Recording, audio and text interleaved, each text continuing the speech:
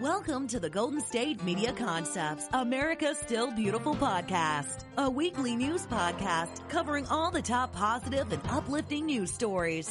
Are you tired of the same old news? Are you sick of the seemingly endless political spin and negativity? We cover stories that will inspire, uplift, and remind you of the good in the world. Tune into the Golden State Media Concepts, America's Still Beautiful podcast to get all the great and positive news stories of today.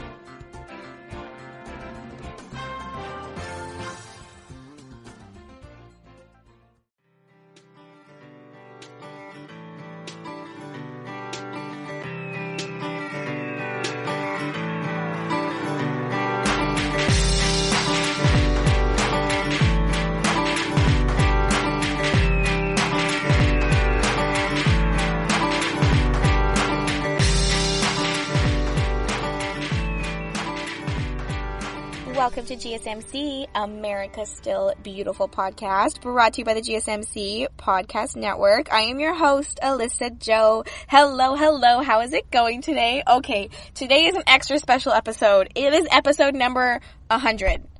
Yes, 100 episodes of America's Still Beautiful. How exciting is that? It's super exciting for me. I can't believe we're already at 100 episodes. I absolutely love this podcast. It has made my life so much better, especially with all the craziness going on in our world. Just the fact that I get to come on here and share all positive, feel-good stories with you.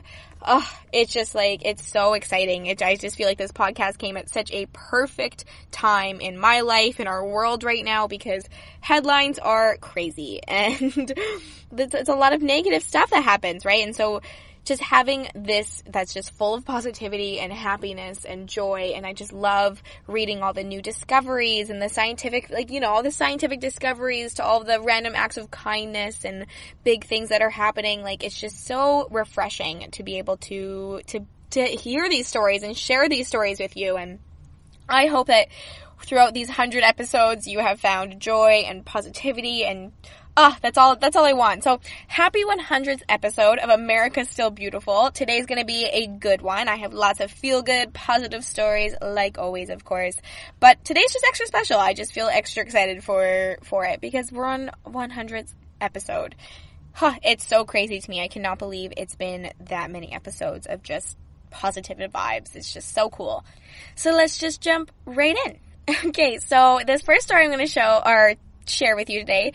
So it's pretty interesting. The Atlanta Hawks have turned their arena into America's largest polling location after the long lines of the COVID-19 primary election. Of course, the election that wasn't going on, and the lineups and everything has just been crazy. So the Fulton County Registration and Elections Board in Georgia recently just approved this plan that was submitted by the Atlanta Hawks pro basketball franchise, basically just to donate their arena to create the state's largest ever voting precinct, which is just super cool. So this will help keep everybody socially distanced while whisking them through the process, because the long lines that, of course, it pulls people back from wanting to go vote. No one wants to sit in lines. No one likes lines. It's just, of course not, right? So this is pretty cool. They're offering up the entire arena to make this happen. So the State Farm Arena will accommodate voters beginning with a runoff primary election to determine the final team, and the arena's owner, Tony Ressler, wondered how they could just offer support to the city of Atlanta after the Black Lives Matter protests began downtown. So he says, when our ownership group purchased the Hawks and State Arena 5 years ago, we were clear that we felt it was our responsibility to make sure the organization was an important civic asset to the city of Atlanta. Utilizing State Farm Arena and our incredible staff to make it accessible and vital polling site in an important election this year is a fulfillment on that promise. So this large facility is packed with staff, open spaces, suite rooms, a bunch of more. So it's a perfect place to host a large number of voters, especially with the COVID-19 measures still requiring social distancing, mask, sanitation, all that stuff. Of course, we have to take the extra precautions these days. So elections that have taken place since the pandemic started, that they have kind of required that voting machines normally that are placed within inches of one another, there's of course, need to be spread 6 feet apart. But with this large basketball court and concourses and the spare rooms, it's going to go a long way, just making this process a lot easier, which is it's just more inviting for people. They're going to want to come vote when they're not going to have to wait in this long, complicated line, right? So Mary Carol Cooney, who is the chairperson of the county's election board, she says, State Farm Arena is an ideal solution to help us serve thousands of voters while we're maintaining social distancing requirements. We appreciate the Hawks for coming to us with this creative solution. It took me about a nanosecond to understand what a big deal that would be for us here in the Fulton County running this upcoming election, given the challenges that we have had. But Tony Ressler, Steve Koonin, and their organization have once again demonstrated that the Hawks saving the municipality thousands of dollars. And they're also opening parking lots for those using the venue to vote. So another advantage is that the State Farm Arena is conveniently located just feet away from the Dome, the Phillips Arena, and the CNN MARTA station on Georgia's mass transit system. So it's super easy accessible. No one's going to be waiting in long lines. Everyone's going to feel safe and socially distanced apart. So I just thought I would share that. I think that was super cool because it's just going to help people vote, because we need to get out there and vote, of course. But with COVID and the long lines, no one likes waiting in lines. Like, let's be real. No one likes waiting in lines. So this is kind of a really creative and exciting solution, hopefully. Now, I want to share now this kind of new survey study that just happened, and it says Americans say they're becoming more environmentally conscious each year, and their green changes are contagious. I think in the last episode I mentioned how we are changing to a green economy. I talk about that, I think, on every single episode, talking about something green, the environment changing, us taking care of our environment a little bit better each year. But I guess it was in bid to be more environmentally conscious. I guess 85% of Americans surveyed have made at least one positive change in their lifestyle within the past year to be more environmentally conscious. So the great news is that growing interest is becoming more eco-aware. It's a movement that's kind of contagious now, right? It's so true. It's almost like going green. This sounds bad, but going green is almost like a trend. It's like, yeah, let's go green. Let's do it. And it's so cool to see like big businesses and people do those things to help, do their part in going green. So half of those polled said that they were influenced by somebody else to be more environmentally conscious, with the average respondent saying that they swayed three of their friends to be more environmentally conscious. It's so true. It's a trend. You see your one friend doing it, then you kind of want to do it. And it goes from there. So the average American has made at least 3 positive changes in the past year. 41% of those said that they've done even more than that. And according to this survey, it was about 2,000 adults that was surveyed. So 4 in 10 of those polled reported making an environmentally conscious decision at least once a week. And nearly 1 in 3 said that they do it daily. So the environmental awareness just grows with time and age, as we've seen. 45% of the respondents said that they've cut down on wasting food, and 27% said they've made a better effort to buy products with traceability labeling. And then 1 in 3 say that they've begun recycling more in the past 12 months. 31% say they've cut down on plastic use, and then 25% have reduced water usage in their homes.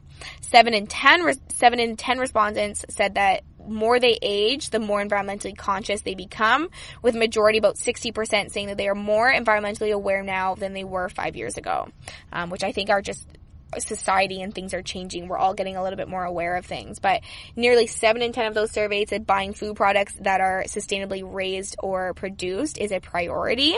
And then 4 out of every 5 people said they feel like they're making a difference when they make an environmentally conscious decision.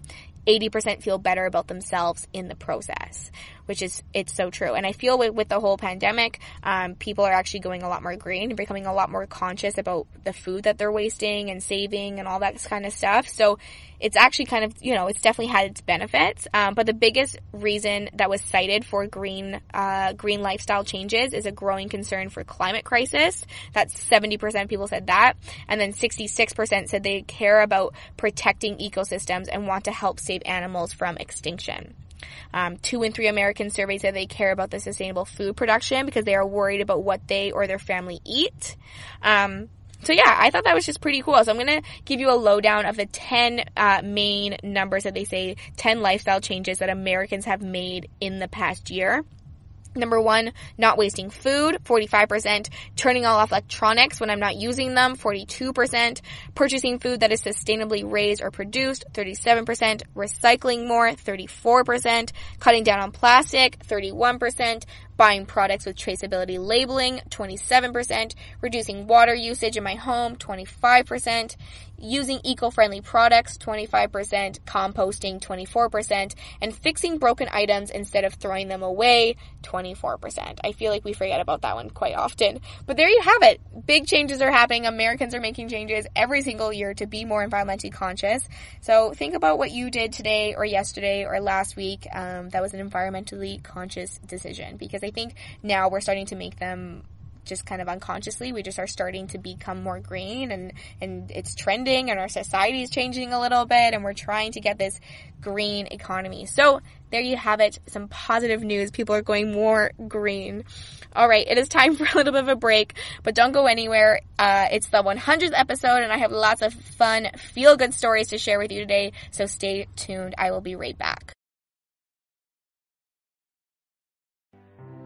The GSMC Life and Happiness podcast takes you on a journey of exploration. We'll discuss tried and true methods alongside the latest trends of how to best live your life to its fullest and happiest. From psychology to meditation, science to self-help books, the GSMC Life and Happiness podcast will help you to discover what makes you happy and how you can live life being the best you possible. Download the GSMC Life and Happiness podcast on iTunes, Stitcher, SoundCloud, Google Play, or anywhere you find podcasts. Just type GSMC in the search bar.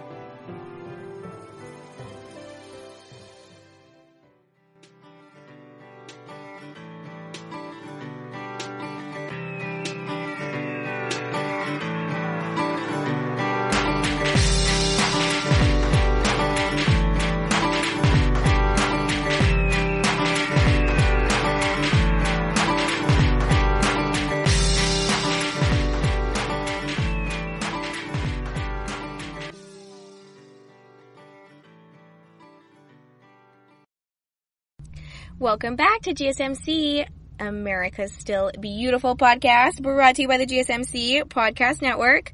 I am your host, Alyssa Jo. Hello. Oh my gosh, I still just cannot believe today is 100th episode. I just am so excited to be here, and I'm just thank you so much for being a listener, for being here and listening to me tell positive, feel-good stories and ramble on about things that I ramble on about. I just so appreciate it.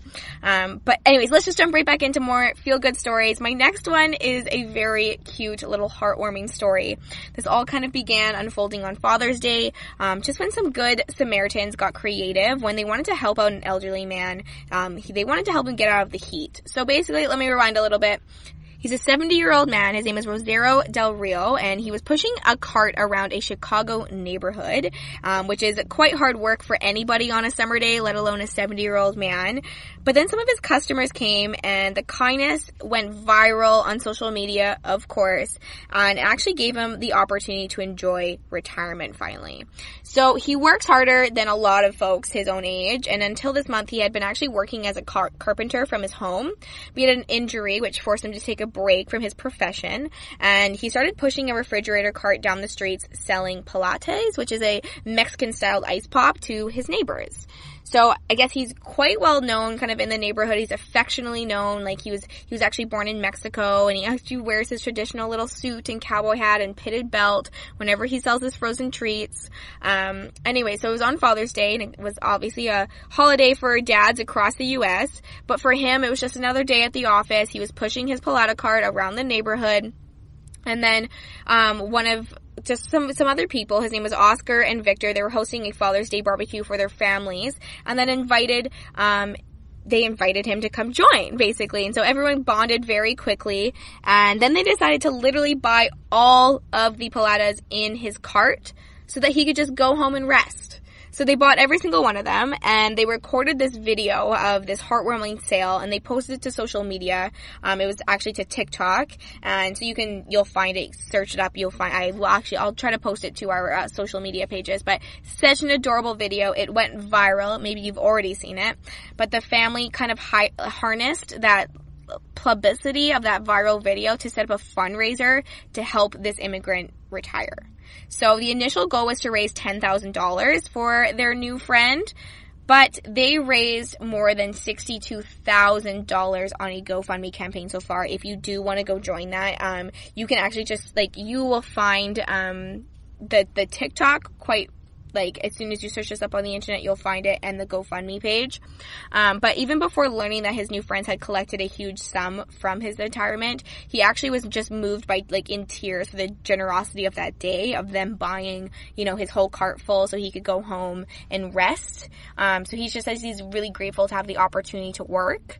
He says, I don't like to sit at home doing nothing and without a purpose, but I don't have enough to ever be able to thank that family who have done this for me. It just has made me so happy.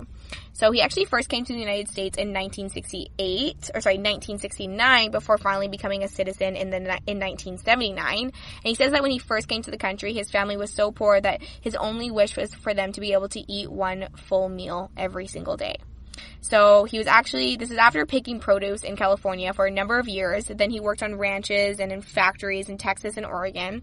And then he was able to settle in Chicago, buy a home where he and his wife raised 3 children, and he was a carpenter in his house, and he was finally started paying off that house in 2015, but still was struggling for some money. So they were pushing, he was started to push this cart to just raise money, but now he is set up for retirement. If you want to go be a part of that and donate, there is a GoFundMe page. You can literally search up video of family buying all ice cream from Chicago. It'll come up right away. It was like a tick for his retirement. So now my next story is about a new study of mangrove trees that can save Americans tens of billions in flood damages.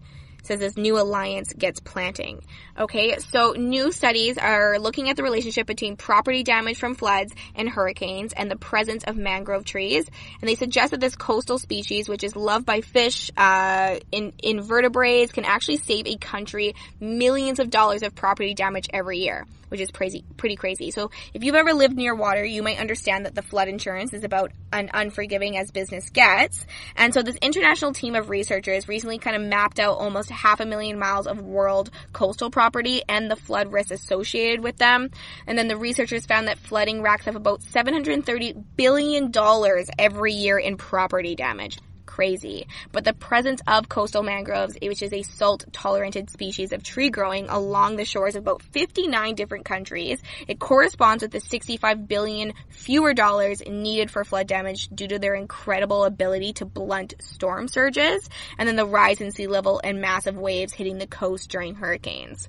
So mangroves are climate heroes, is what they're calling them. Mangroves are land builders. Mangroves are givers. That's what Daniel said, a scientist from the Center for International Forestry Research who has been involved with this study. And he says they provide a lot of things for people and other creatures, including fish, crabs, birds, especially migratory birds. They provide food for them. They provide nutrients for the fish and the habitat to breed and all that kind of stuff. So how can these mangrove trees help the UN and the Gulf of Mexico? And this is counting indirect flooding damages as well, can cost nearly be 2 or 3 times as much. Crazy, right? So climate change is predicted to cause an increase in the severity of storms along the Gulf Coast and the Caribbean, as well across the Pacific and Indian Oceans, with the increase in temperature pushing many storms that would have 85 miles per hour and pass from the Bahamas all the way to Newfoundland. Well, with the increase in numbers of storms like Dorian, there's a drastic need to slow the effects of climate change, and the mangroves soak up the mangrove trees soak up CO2 like no other tree species while containing storm surges. So if you've ever seen photos of mangrove forests, they grow really close together, both above and below the water and above and below the sediment, to form a chaotic kind of lattice work of branches and trunks that trap sediment arriving from the sea. It's a pretty cool thing to see. I've actually never really paid attention to these trees before, but it's pretty cool to see. Go search them up on the internet and take a look at them. But this provides a very effective natural defense from tidal forces. And so when strong wave breaks upon the coastal mangrove forest, studies have shown that a 100-meter forest can dissipate 66% of total wave energy, which is super cool. So Michael Beck, which is the professor at UC Santa Cruz and author of these 100 coastal areas where mangroves avert $100 million or more in property damages every year. So given our findings about how valuable mangroves are for coastal protection, we believe that they should be viewed as national infrastructure and made eligible for funding from hazard mitigation and disaster recovery budgets, just like coastal defense structures. So paying for mangrove restoration can work through the same approaches that are currently used to fund engineered protective structures such as the seawalls. So how mangrove conservation in the U.S. might look like. So the conservation and the restoration projects are various sorts of going on all over the world right now. But in the nations in and near the Indo-Pacific region, mass community-based planning operations have been leveraged to try and stem the loss of an ecosystem. Now they're teaming up with Conservation International, which is the International Union for the Conservation of Nature, the IUCN, and the Nature Conservancy to form the Global Mangrove Alliance. If you want to go check that out, literally search up Global Mangrove Alliance for a lot more information on that. But they plan to expand the global extent of mangrove habitat by 20% by the year of 2030, which isn't as impossible as it sounds. I guess new techniques for planting mangroves, it involves far less manual labor than other seeding, and it mimics the forces of hydrology and are being implemented by conservation groups in Florida. So yeah, head over to globalmangrovealliance.com, I believe it is, and you'll search that up. You'll find a lot more information of how, what they're kind of doing and maybe how you can be a part of it. They're going to be start doing. So we have one last stretch of today's episode with lots of feel-good, positive stories, including a story about this family who is doing an amazing thing. I don't want to give too much information away, but don't go anywhere. You don't want to miss it. Tired of searching the vast jungle of podcasts? Now listen close and hear this out. There's a podcast network that covers just about everything that you've been searching. Hey! The Golden State Media Concepts Podcast Network is here. Nothing less than a podcast bliss with endless hours of podcast coverage. From news, sports, music, guaranteed to fill that podcast itch. Whatever it may be, visit us at www.gsmcpodcast.com. Follow us on Facebook and Twitter, and download us on iTunes, SoundCloud, and Google Play.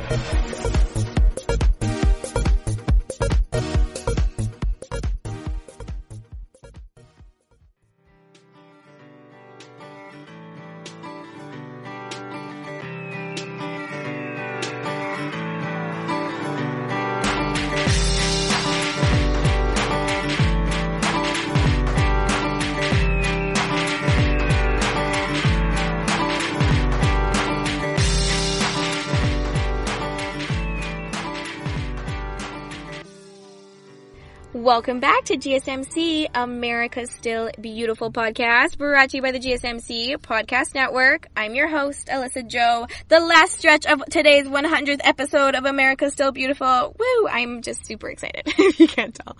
Okay, so I mentioned I have a story about a pretty cool family, what they are doing. They are going to be saving coral reefs. Let me rewind a little bit. So this family has sold their London home to move to the smallest African country and save its coral reefs. I'm talking this family of 4, the parents and their 2 daughters. It's a pretty insane story. So let's just hop right into it. So Carolina and Barry C, they're along with their 2 younger daughters. They're preparing to move to an island that's measuring just 1,300 feet long by 980 feet wide, which is literally 400 by 300 meters. Crazy. And they've launched a charity and teamed up with local biologists in a bid to revitalize the coral reefs in the smallest African country, which has been devastated by rising sea temperatures. So their land-based coral farm will be only the second of its kind in the world, the other being on Australia's Great Barrier Reef, to specialize in regrowing coral to regenerate the reef. So Barry is 47 years old. He's a former recruitment consultant and policeman. He says, "We are just a normal husband, wife, and 2 kids, living the sort of life that most others do. But we felt the need to make a positive change for ourselves, our children, and the world we had largely taken for granted. So we have to sold our home and parted company with most of our worldly possessions." So over the course of several vacations that they witnessed the gradual deterioration, really disappointed with the coral. They expect these lush coral reefs, but what they're actually finding is lots of coral rubble. So after more than 15 years running a London recruitment firm, he felt like it was time to make a change, show his daughters an alternative way of eco-friendly living. So they teamed up with the experts at the Marine Conservation Society in order to develop the facility. So building the farm is scheduled to take about 3 months with all the equipment, including tanks, chillers, filters, and pipe work. It's just crazy. So once it's complete, it'll be the first large-scale land-based coral farm in the Indian Ocean, and the Eco Warriors hope to use the facility to grow about 10,000 corals per year. Once planted across local reefs, their diverse range of coral species is expected to maintain the biodiversity of the reefs and replenish the estimated 250,000 individual corals that have already been lost in the seas and in the reefs. So, he says, it's not going to change things overnight and will take a lot of work, but as we scale up operations, we expect to have a major positive impact on the corals reefs in the area. So in order to produce the coral at the scale, the team plans to harness the latest techniques in microfragmentation, which is a recently discovered coral farming technique, which can dramatically increase growth rates for beyond what occurs in the wild. It's crazy. So you can actually search that up if you want to find out more information about microfragmentation. I was doing a little bit of research on it when I was looking at this story, and super, super interesting. So I definitely suggest going to check that out. But much like how skin cells grow over a cut, the process involves cutting an individual coral into small pieces to stimulate its growth rate. So it takes coral reefs between 25 to 75 years to reach sexual maturity. So this means that it can take up to 6 years just to plant 600 coral. But fragmenting helps them to grow 40 times faster than they do in the wild. So the corals can be grown in temperature-controlled tanks for up to 9 months before they are replanted on the local reefs. And then while in tanks, the corals will also be exposed to warmer temperatures, enabling them to adapt at a young age to the ever-increasing sea temperatures that they will face when returned to their natural, provide a rare chance for scientists to develop their laboratory research on a larger scale, which also providing educational tours to local school children and tourists. So all over, it is just a huge project of education. So the farm will be located on Moine Island, which is a tiny property located just off the coast of Mahé. And I guess Moine was designated the world's smallest national park in 2012 after it only inhabited the British expat. Over the course of his life on the island, the conservationist planted thousands of trees and introduced giant tortoises, which still roam the area this day. So the island has made history. There are stories of hotel groups and rich individuals wanting to buy the island from Brendan, but they told him that he could just name his price, but he refused every single time. He didn't want it to be developed. So they kind of want to do it in Brendan's legacy by using the island as the venue of our first coral farm. Pretty interesting stuff. Can you imagine just packing up your life and moving to this tiny island just to help coral? If you want to find out more information, you can just search up some land-based coral farm in the Indian Ocean. This is literally the only thing. This is the only project. So go check that out if you want to learn a little bit more about that. Now I thought I would end today's episode with a little COVID-19 positivity. Yes, COVID-19 positivity, people. It is still a thing. So this is pretty cool. New York and Italy, as we know, have been quite the most hit places, really, for the COVID-19 pandemic. They were hit quite hard, but they have both reached single-digit daily numbers for fatalities attributed to COVID-19 and plummeting the hospitalization rates after valiant efforts to stop the spread. So, Italy reported last week transmissions of just 5.86 per 100,000 inhabitants, which some news sources place the nationwide death rate as low as 6. That was on June 29th, and then down by 22 from just the day before. While some other clusters, particularly in the north, where the virus has been the worst, and in the south, where many Italians go on vacation, and they have appeared recently, that the country is still recording the lowest numbers since mid-February, which is pretty cool.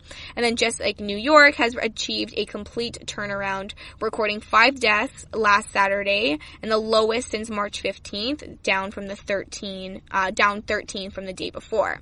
It says we are the exact opposite end from where they used to be. So hospitalizations for COVID-19 have completely plummeted as well compared to the 18,000 patients in March to under 900 that was just last weekend.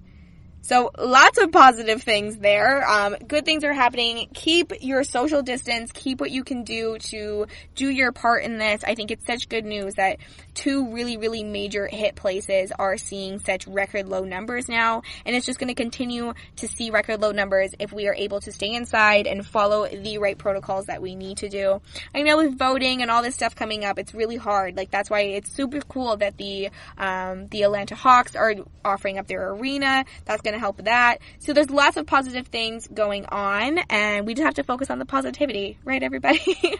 So focus on the positivity. There are still good things happening with the pandemic and I know there's so much chaos, but this podcast, I know I'm saying this, but this 100th episode is just so exciting for me that I got to do 100 episodes of sharing positive stories with you, because it's opened my eyes to such a cool side of news and media and just our world, because when we can be so clouded by negative news and headlines, especially with everything going on in 2020 so far. 2020 has been a chaotic storm of, well, you're living it. You know what it's been like.